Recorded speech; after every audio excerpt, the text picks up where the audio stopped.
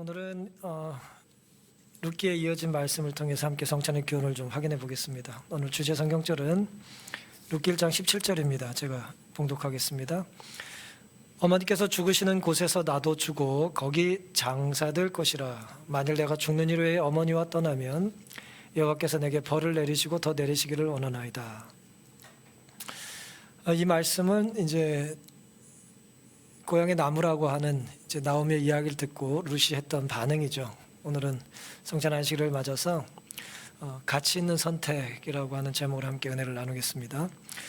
나오미는 룻기 1장 15절에 이렇게 말을 합니다. 나오미가 또 가로되 보라 너의 동서는 그 백성과 그 신에게로 돌아가니라. 가나니 너도 동서를 따라 돌아가라 그랬습니다.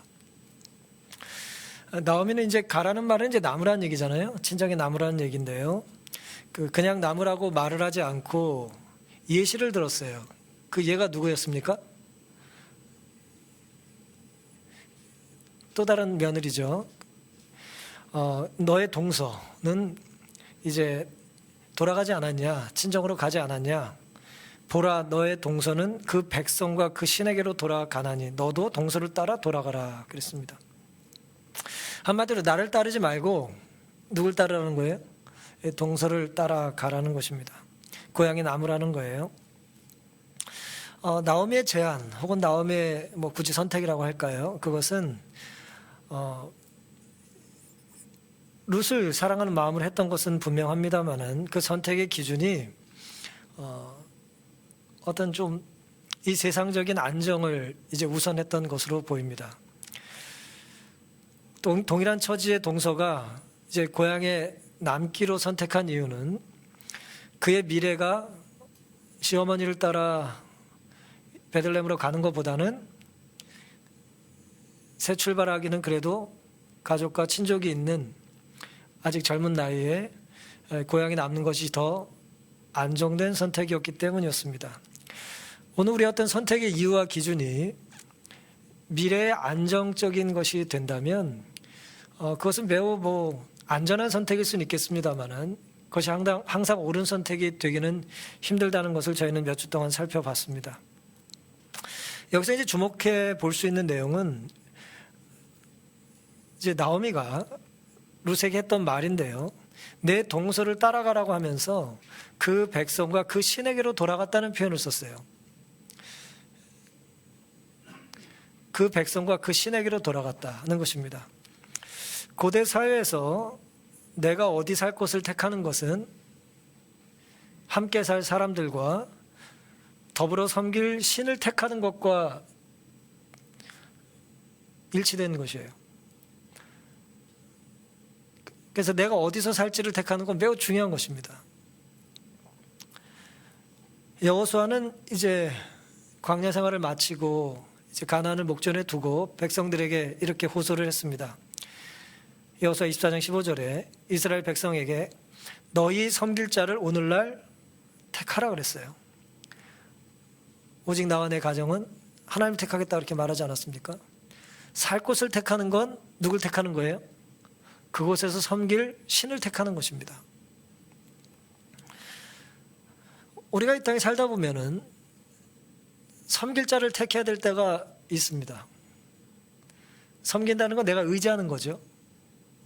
내가 기대해야 될 대상을 택해야 될 순간이 와요. 사람들이 죽음을 앞두면 하나님을 찾는 이유는 뭐예요? 죽음 앞에서는 누구밖에 없어요? 의지할 분이 하나님밖에 없다는 걸 아는 것입니다. 그런데 우리가 죽음을 앞두기 전에 바울처럼 매일을 내가 죽듯이 날마다 죽는다는 자아를 죽이기 위한 삶을 산다면 날마다의 선택이 옳을 가능성이 있지 않겠습니까? 근데 우리는 매일의 삶에는 내가 죽을 걸 생각해야 하네요. 잘 생각하지 않습니다. 천년 만년 그냥 건강하게 문제없이 살 수 있을 것 같이 생각을 하는 거예요. 너희 섬길 자를 오늘날 택하라라는 이 여호수아의 이야기, 오늘 우리가 좀 생각해 봐야 될 필요가 있겠습니다. 우리의 선택은 무엇에 영향을 받을까요? 여러분, 선택은 무엇에 영향을 많이 받습니까? 질문이 너무 이제 광의 질문인데요. 그냥 한번 생각해 보세요. 우리가 무엇을 선택할 때 가장 큰 영향을 받는 것이 있습니다. 무엇에 영향을 많이 받습니까? 여러 가지가 있을 거예요. 근데 그게 우리 감각적으로 표현을 하자면 보는 것에 영향을 받아요. 그리고 듣는 것에 영향을 받습니다. 물론 먹는 거에 영향을 받죠. 또 배우는 거에 영향을 받죠. 어쨌든 그걸 그냥 감각적으로 굳이 표현하자면 눈과 귀의 영향을 가장 크게 받습니다. 왜 그러냐 하면은 우리는 보고 들으면 그 상황이나 사건이나 정보를 가지고 그 언어를 가지고 생각하게 돼 있어요. 이 언어가 바른 사람은 생각이 바른 사람이에요. 언어만 거친 사람은 없어요. 그럴 수 없습니다. 우린 눈으로 보고 귀로 들으며 듣고 본 것을 생각하게 되고 자꾸 생각하면 어떻게 되죠? 익숙하게 돼요. 익숙해져요. 그 말에, 그 정보에, 그 소리에 익숙해지는 거예요. 익숙한 것을 우리는 어떻게 생각하죠? 옳다고 생각할까요? 틀렸다고 생각할까요? 우리는 익숙한 것에 너그러워집니다. 내가 자꾸 접한 것은 그래서 내가 좋아하게 돼 있어요. 좋으니까 또 자꾸 접하는 거고요. 익숙해져 정이 들면 자연스럽게 여겨지게 돼서 결국 이것은 옳다고 생각하는 것입니다. 이것은 문제가 없다고 생각하는 거예요. 그러려니 하는 거예요. 그래서 시편에 시인은 이렇게 고백을 한 것입니다. 시편 119편 18절 37절 내 눈을 열어서 주의 법에 기이한 것을 보게 하소서. 그러니까 내 눈이 하나님의 법으로 향해서 열리지 않으면 우린 그 놀라운 신비로운 이 구원과 생명과 이 구속의 과학을 이해할 수가 없습니다. 사랑의 속성을 이해할 수 없어요. 사랑은 하나님을 바라볼 때 바로 이해할 수 있습니다. 내 눈을 돌이켜 허탄한 것을 보지 말게 하시고 주의 도에 나를 소송케 하소서. 우리가 바라봐야 될 것은 하나님의 법이고 돌이켜야 될 것은 뭐예요? 허탄한 것입니다. 봐도 아무짝에 소용이 없고 도움이 되지 않는 허탄한 것들이 세상의 지천이에요. 시편 40편 8절입니다. 나의 하나님이여 내가 주의 뜻 행하기를 즐겨오니 주의 법이 나의 심중에 있나이다. 주의 법이 내 심중에 있으니까 주의 뜻 행하기가 즐거운 거예요. 내 마음속에 주의 법이 없고 허탄한 것만 있다면 주의 뜻 행하는 것이 괴롭겠죠. 그렇잖아요. 내가 무엇을 할 때 눈이 반짝반짝 빛나는지 한번 생각해 봐야 합니다. 내가 어떤 소리에 예민하게 반응하는지 우리는 생각해 봐야 하는 것입니다. 성도는 허탄한 것에서 눈을 돌이켜 하나님의 말씀의 기이한 법을 볼 수 있어야 합니다. 그래야 바른 선택을 할 수 있어요. 아무리 내가 사랑해서 선택하더라도 그 사랑의 대상이 하나님이 아닌 것이라면 그건 바른 선택이 되기가 힘들어요. 하나님 우리에게 태양을 주시고 달을 주시고 바다도 주시고 나무도 주시고 풀도 주시고 꽃도 주시고 얼마나 많은 걸 주셨어요. 근데 하나님이 주셨다는 걸 망각하고 그런 것들을 섬기는 것이 우상이에요. 성도는 사람의 뜻보다 하나님의 법을 심중에 두고 주님의 뜻 행하는 것을 즐거워할 수 있어야 합니다. 예배 드리는 것이 즐겁고 또 찬양하는 것이 즐겁고 기도 드리는 시간이 즐거워야 하나님 보시기에 정상이에요. 근데 오늘 우리가 그러지 못하다면 내가 많이 비정상이구나라고 생각하고 다시 영적으로 정상적으로 살기 위하여 결단을 해야 하는 것입니다. 그저 나오미가 룻을 사랑하는 마음으로 넌 남아라, 넌 가라, 그래도 이것이 지금 최선이다라고 하는 어떤 타협적이고 그저 이 문화에 순응해서 사는 안정적인 선택은 그건 하나님 보시기에 바른 것은 아닐 수 있기 때문에 그런 것입니다. 우리 선택의 기준이 나보다 먼저 행했던 나와 비슷한 사람이 나의 모델이 될 수는 없어요. 어떻게 동서가 우리의 모델이 되겠습니까? 내 삶의 표준이 나와 비슷한 사람의 선험적인 선택이 아니라 다수의 선택이 아니라 하나님의 말씀이 될 수 있기를 간절히 바랍니다. 지금 우리는 이제 짧은 시간에 가치 없는 선택을 좀 생각해 본 거예요. 영원한 차원에서 봤을 때는 그것이 가치가 없다는 거예요. 영원한 차원에서 가치 있는 선택을 했던 사람이 이 본문에는 한 명 등장합니다. 바로 룻입니다. 이 사람은 말이 통하지 않아요. 여러분, 말 통하지 않는 사람이랑 대화해 보셨나요? 집에 한두 사람씩 있죠? 예. 말이 안 통해요. 예, 그리고 맨날 안 통하는 건 아니고 어느 부분에 대해서 말이 안 통할 수 있어요. 그렇죠? 말이 안 통해요. 말이 안 통하는 사람이랑은 말을 안 하는 게 순데, 지금 나오미가 자꾸 룻을 이제 설득하려고 하는 거예요. 룻의 반응이 이제 아주 흥미롭습니다. 16절.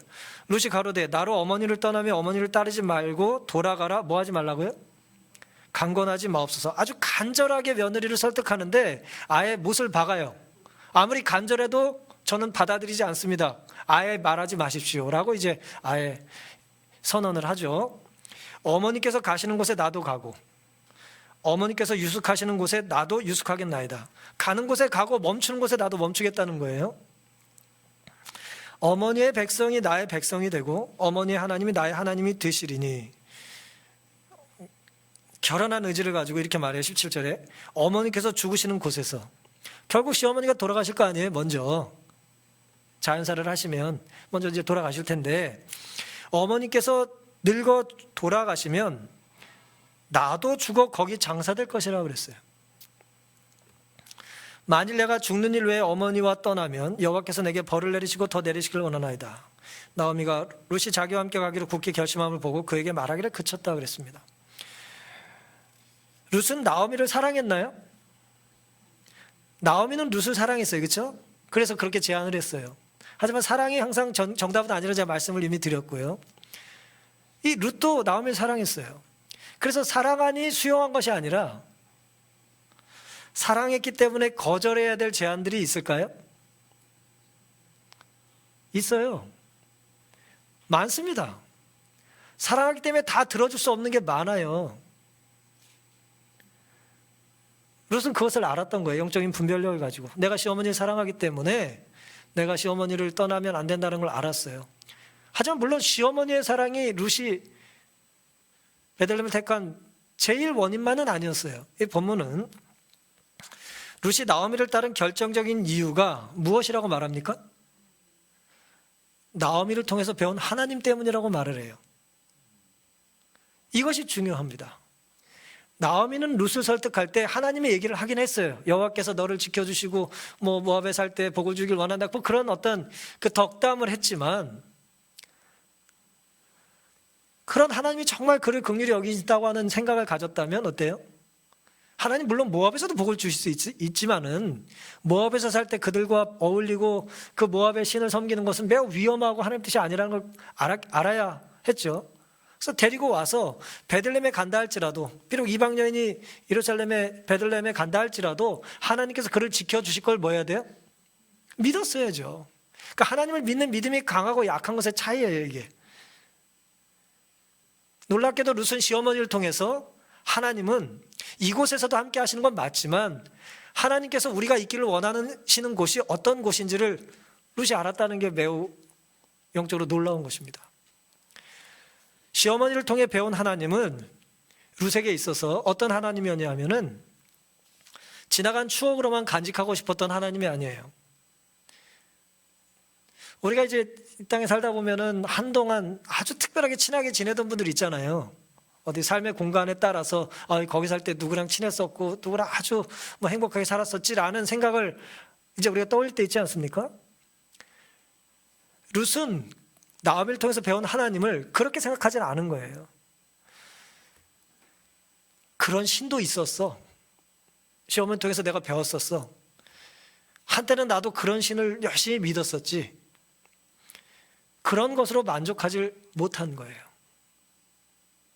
과거의 추억 속의 신앙으로 그는 만족할 수 없었어요. 공간에 따라, 상황에 따라, 관계에 따라, 문화에 따라 바뀌는 신을 따르고 싶지 않았던 거예요. 이 룻이 나오미에게 했던 놀라운 고백은 뭐냐면, 어머니의 백성, 나의 백성, 어머니 하나님, 나의 하나님이라고 하는 말과 더불어 어머니께서 죽으실 때까지 내가 함께 하겠다고 말한 것이 아니라 어머니께서 죽으시는 곳에 뭐라고 했어요? 나도 그곳에서 죽겠다는 거예요. 보통 우리가 누군가를 사랑하고 혹은 돌보고 챙기는 것이 언제까지입니까? 죽을 때까지잖아요. 그렇게 뭐 돌아가시면 뭐 무덤에 뭐 꽃이나 좀 갖다 놓을지 모르겠지만 죽으면 우리의 모든 사역과 봉사가 끝나잖아요. 그렇지 않습니까? 그래서 효도는 부모님 살아계실 때 해야 되는 거 아니에요. 근데 나오미 지금 매우 특이한 고백을 하고 있는 거예요. 시어머니가 죽을 때까지는 절대 나는 어머니 곁을 못 떠납니다라고 말한 것이 아니라 어머니가 죽으신 돌아가시게 될 그곳에 나도 뭐 할 거라고요? 동시에 죽겠다는 게 아니에요. 또 오해하셔가지고 같이 돌아가시는 게 아니고 어머니가 사셨던 곳, 돌아가실 때까지 하나님을 섬기신 그곳을 나는 뭐 하겠다는 거예요? 돌아가신 이후에도 살다가 그곳에서 내가 어머니처럼 하나님을 섬기다가 죽겠다는 그런 고백이에요. 단순한 효부가 아니에요, 룻은. 그는 거듭난 신앙인이었다는 거예요. 시어머니가 죽으시는 곳에 자신도 주고 장사 되겠다. 하나님의 이름으로 서원하죠. 하나님의 이름으로 서원한다는 건 뭐예요? 내가 어머니 곁을 떠나면 이 고백대로 살지 않으면 내가 죽는 일에 어머니 곁을 떠나면 내가 죽을 때까지 어머니가 돌아가실 때까지 지키고 내가 죽을 때까지 어머니 곁을 지키겠다고 하는 것을 어기면 누가 벌을 내린다고요? 하나님이 벌을 내려도 좋겠다고 얘기를 해요. 이 말은 하나님은 모든 것을 보시고 아시고 심판하실 수 있는 분이라는 것을 룻이 알았던 거예요. 이게 엄청난 신앙의 고백이에요. 복을 누가 주십니까? 하나님이 주시는 거죠. 복을 줄 수 있는 분은 복을 취하실 수도 있어요. 욥의 고백처럼, 그렇죠? 주신 자는 취하실 수 있잖아요. 룻은 그 짧은 시댁에서의 생활 동안 시집살이에 열만 받은 게 아니라 영원히 그가 섬길 하나님을 배운 거예요. 어떻게 그 짧은 시간 동안, 남편이 얼마 살다 죽었을 텐데 그 짧은 시간 동안 그걸 배웠는지 모르겠어요. 이런 걸 보면 신앙의 진수를 깨닫는 기간이 어떤 사람에게는 그렇게 길지 않아도 그 진수를 깨닫는 사람들이 있는 것 같아요. 매우 소중한 시간인 거죠. 우리가 하나님을 알지 못하는 사람과 보내는 그 짧은 시간과 만남은 그래서 의미가 있는 거예요. 누구는 하나님을 우선으로 삼아 선택한 것에 관하여는 후회할 일이 있을까요, 없을까요? 당장 후회스럽고 손해보는 것 같지만 영혼의 관점에서 봤을 때 후회할 일이 없습니다. 우리가 주님 오시는 날 이제 구원을 받게 되겠죠. 뭐 이 땅에서도 물론 구원의 소망을 가지고 삽니다만은 예수님 오실 때 우리가 무엇을 후회하고 무엇을 감사하게 될까요? 하나님의 뜻대로 온전히 더 잘 살 수 있었다는 것에 대한 아쉬움이 없는 사람은 없을 거예요. 누구나 있을 겁니다.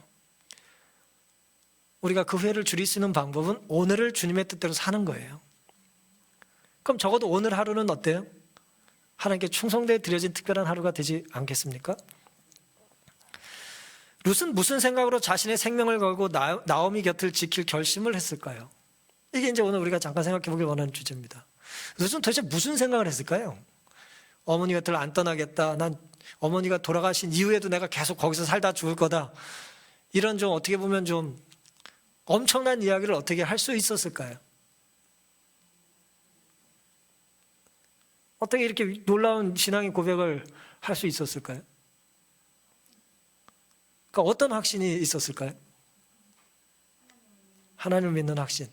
예, 감사합니다.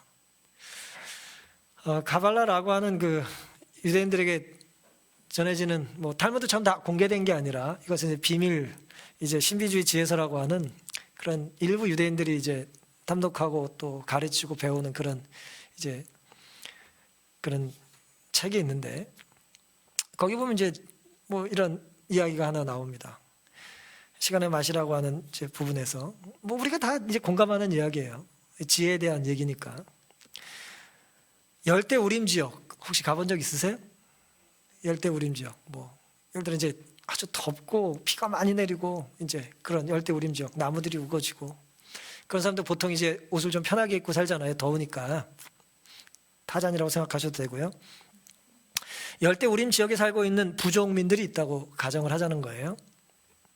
이 사람이 어느 날 아침에 눈을 떴습니다. 일상의 삶에서 눈을 뜬 거예요, 아침에. 이 사람이 갑자기 그날 아침에 열대 우림에 있는 부족의 한 사람이 눈을 떴는데, 어느 날 갑자기 눈을 떴는데, 예를 들어 그가 뭘 먹고 싶어 할까요? 책에 이렇게 나옵니다. 카푸치노 커피나 빅맥 햄버거를 먹고 싶어 하는 일이 있을까? 그럴 수 있을까요? 우리말로 하면은 예를 들어 좀 죄송합니다만은 지금 백악관의 주인이 갑자기 눈을 떠가지고 청국장 한 사발 먹었으면 좋겠네. 그런 소리 안 할 거 아니에요. 숭늉이나 들이키면 좋겠네. 그런 소리 안 할 거 아닙니까? 그렇죠? 왜 미국 사람이 된장국을 찾겠어요, 아침에? 안 찾아요. 그래서 이 책은 이렇게 말을 합니다. 그런 것처럼 욕망이라는 것은 결코 저절로 솟아나는 게 아니라는 거예요. 그 맛을 본 적이 있기 때문에 생기는 것이라는 거예요. 뭐 여기서 무슨 다른 걸 생각하실 필요는 없고, 이제 이 책에 그렇게 이제 표현이 돼 있다는 거예요. 그런 면이 있으니까. 마약이나 술 중독자, 알코올리즘 환자는 이미 그 마약이나 이 술에 탐닉해본 경험이 있는 거예요, 없는 거예요? 있는 거죠. 있으니까 또 하고 또 하다 보니까 뭐 한 거예요? 중독된 거잖아요. 그렇죠? 그게 이제 거듭중자로 쓰는 거예요. 이 독에 계속해서 반복하다 보니까 이제 영어로 이제 더하기가 반복되는 게 이제 중독이거든요. 한번 그 쾌락을 한번 맛본 것을, 경험한 것을 잊지 못하는 것입니다. 따라서 끝모를 충동의 밑바닥에는 마약이나 알코올을 접한 경험이 그의 피 속에 이미 자리 잡고 있었기 때문이라는 거예요. 욕망이 경험과 기억으로부터 일어나는 것이라면, 이제 이것이 중요해요. 우리의 욕망이 죄된 욕망이든 선에 대한 욕망이든 그것이 경험과 기억으로부터 일어나는 것이라면, 인류 문명이 시작된 이래 사람들이 끊임없이 영속적인 행복을 추구해 왔다는 사실이 흥미롭지 않은가라는 거예요.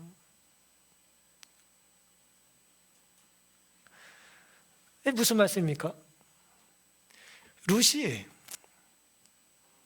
가보지도 않은 베들레헴에 시어머니를 따라서 거기서 죽겠다고, 자기가 가서 죽겠다고 라고 말하는 것에 대한 이 어떤 신비로운 어떤 그런 정말 거룩하고 신성한 결단이 어떻게 가능했겠냐라는 거예요. 이 질문과 좀 대비해서 보면, 가보지 않았었는데 어떻게 그걸 확신 있게 얘기를 했을까라고 하는 것입니다.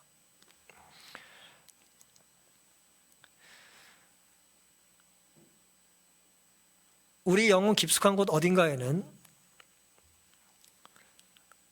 영적인 것에 대한 갈망이 있는 거예요. 누가 넣어주셨을까요, 그걸? 하나님께서 넣어주신 거예요. 그 영적인 갈망은 사람들은 허탄한 것으로 채우는 거예요. 쓰레기 같은 걸로 채우는 거예요. 우리가 배고플 때 막 이것저것 먹고 싶은데 어른들은 뭐라 그래요? 어머님 뭐라 그래요? 좀만 기다려라. 좋은 음식 줄 테니까 좀만 기다려라. 그러지 않아요? 그거 먹으면 좋은 거 먹어요, 못 먹어요? 못 먹죠. 내가 집어넣은 안 좋은 것만큼 좋은 게 못 들어가잖아요.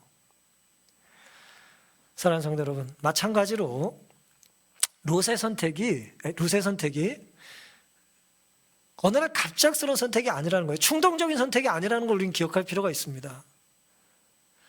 그 짧은 시댁에서의 생활을 통해서 그는 저런 하나님은 내가 하나님을 섬기고 저런 하나님의 약속을 나는 내 일생의 하나님으로 맞이하고 어떤 일이 있어도 내 삶을 책임질 수 있는 저 하나님은 나는 결코 떠나지 말아야겠다. 이 기회를 절대 놓치지 말아야겠다.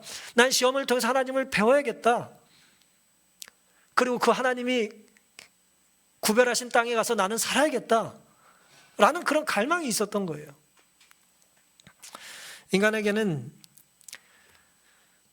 물질에 대한 욕망, 탐욕에 대한 욕망만 있는 것이 아니라 영적인 갈망이 있는 거예요. 왜냐하면 하나님은 영적인 허기짐을 우리에게 허락하셨기 때문입니다. 전도서 3장 10절에 하나님께서는 모든 사람들에게 뭘 사모하는 마음을 주셨어요? 영혼을 사모하는 마음을 주셨다 그랬어요. 우리에게는 다 생명을 사모하는 마음이 있습니다. 선에 대한 의지가 있다는 거예요. 갈망이 있다는 것입니다. 그래서 룻은 자꾸 룻이라고 말해요. 자, 룻은 나오미를 통해서 하나님을 택하는 삶이 어떤 삶이든 간에 선택할 가치가 있다고 본 것입니다. 왜냐하면은 내 삶을 탐욕으로 채울 때에는 그 탐욕으로 채울 때 만족되는 게 있어요. 그렇잖아요? 남의 사탕 하나 뺏어 먹어도 내가 입맛을 볼 수 있잖아요. 죄에도 재미가 있거든요. 이 세상 것을 채워도 뭔가 채워지는 건 있어요. 하지만 온전히 채워지지 않는다는 게 문제죠. 마치 구멍 뚫린 전대에 뭐 집어넣듯이 다 빠지는 거예요. 그럼 또 누군 이렇게 말해요. 더 빨리 넣으면 된다. 뭐 더 많이 넣으면 된다. 엉뚱한 소리 합니다. 그 찢어진 전대를 고쳐야죠. 그렇죠? 전대를 고쳐야죠. 구멍 뚫린 주머니를 고치고 좋은 걸 집어넣을 생각을 해야죠. 고급스러운 것, 비싼 거를 이제 담아놓는 금고일수록 금고는 열기가 힘들잖아요. 열기가 힘들다는 건 뭐예요?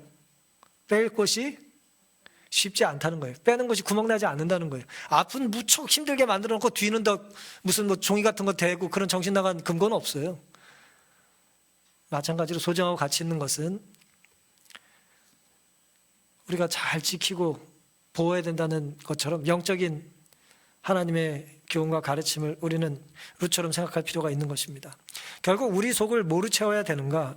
시어머니의 제안처럼 문화나 이 세상 것으로 채우기로 룻은 선택한 것이 아니라 하나님으로만 채우겠다고, 그래야 후회 없는 인생을 살 수 있다는 것을 룻은 알았던 것입니다. 오늘 이제 성찬제식을 거행할 텐데요. 예수님께서는 십자가 전날까지 종으로 사셨어요. 그렇죠? 우리가 어떻게 살아야 되는지를 세종예식을 통해서 보여주셨습니다. 그리고 생명을 내어주셨습니다. 누가복음 22장 19절에 또 떡을 가져 살해하시고 떼어 저에게 주시며 가라사대 이것은 너희를 위하여 주는 내 몸이라 너희가 이를 행하여 나를 기념하라 그랬습니다. 우리가 오늘 이 예식을 행하는 것은 누구 때문이에요? 예수님 때문이에요. 그러니까 우리가 하는 어떤 행위가 온전히 하나님이 아니면 설명이 안 될 만한 일이 있어야 돼요. 넌 그 일을 왜 하니? 그러면 하나님이 하라고 그랬어. 성경이 이렇게 하라고 그랬어. 라고 해야지. 아니, 하고 싶어서. 그건 바람직한 신앙의 태도가 아닙니다. 그러니까 내가 하는 일, 혹은 내가 먹는 일, 내가 가는 것, 나의 어떤 선택에 있어서 전적으로 그 이유가 누구 때문이어야 된다고요? 하나님 때문인 것이 있어야 되는 거예요. 그게 바른 삶이에요. 룻이 만난 하나님, 룻이 떠날 수 없다는 하나님은 바로 성찬에 나타난 하나님과 그래서 같은 것입니다. 내 곁을 떠날 수 없으신 하나님께서 내 생명을 끝까지, 영원까지 책임지시겠다고 하는 것이 십자가고 성찬의 교훈인 것입니다. 결국 바른 선택이란 영원한 가치를 위해 영원할 수 없는 것을 뭐 하는 거예요? 내려놓는 거예요. 그래서 룻은 손해본 게 아니에요. 그러니까 사실 룻은 손해본 것이 아니라 뭐예요? 영원한 복을 선택한 거예요. 룻은 미련한 여자가 아니라, 어리석은 여자가 아니라 가장 지혜로운 여자예요. 가장 영적인 사람이 가장 지혜로운 것입니다.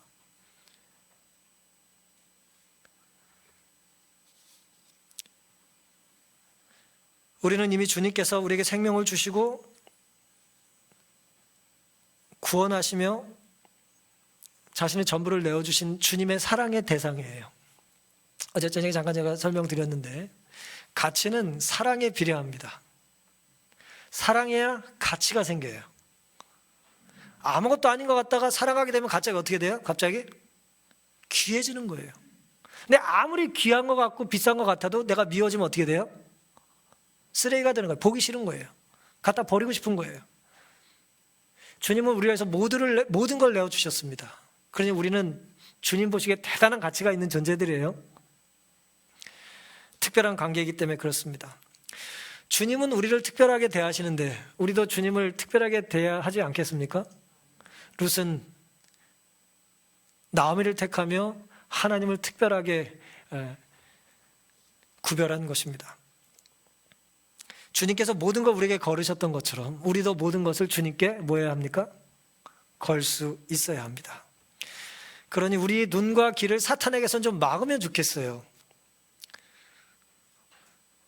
저도 하루 종일 이렇게 살면서 밤에 이렇게 가끔 생각을 해보면 내가 오늘 엉뚱한 말을 어떻게 했고 엉뚱한 것을 이렇게 생각을 하고 그런 거에 대한 반성을 할 때가 있지 않습니까? 또 우리가 하는 말이나 표정이나 태도 속에 하나님이 아닌 것을 드러낼 때가 많이 있습니다. 죄에 대한 여러 정의가 있습니다만은 키에르케고르라는 사람이 했던 말 중에 하나는 뭐냐면 죄란 하나님이 아닌 다른 것으로 내가 채우려고 하는 게 죄라 그랬어요. 그러니까 오늘 우리가 성찬식에 우리 속에 뭘 집어넣습니까? 예수님의 살과 피를 주시라고 약속하신 것을 우리가 먹는 의식을 행하는 거잖아요, 상징적으로. 그러니까 우리 속을 뭐로만 채워야 돼요? 예수님으로만 채우기를 예수님이 원하시는 거예요. 우리가 엉뚱한 걸 집어넣은 예수님은 그래서 질투하시는 거예요. 왜냐하면 우리는 가장 좋은 것을 가져야 할 대상인데 엉뚱한 것을 가지고 만족을 하니까 야 그거 빼고 이거 먹어라 라고 주시는 것과 같은 것입니다. 이 순간 우리의 전 존재를 주님의 사랑으로만 채우게 해달라는 갈망이, 룻이 깨달았던 하나님에 대한 목마름이 우리에게도 있게 되기를 바라면서 오늘 말씀을 대신하겠습니다.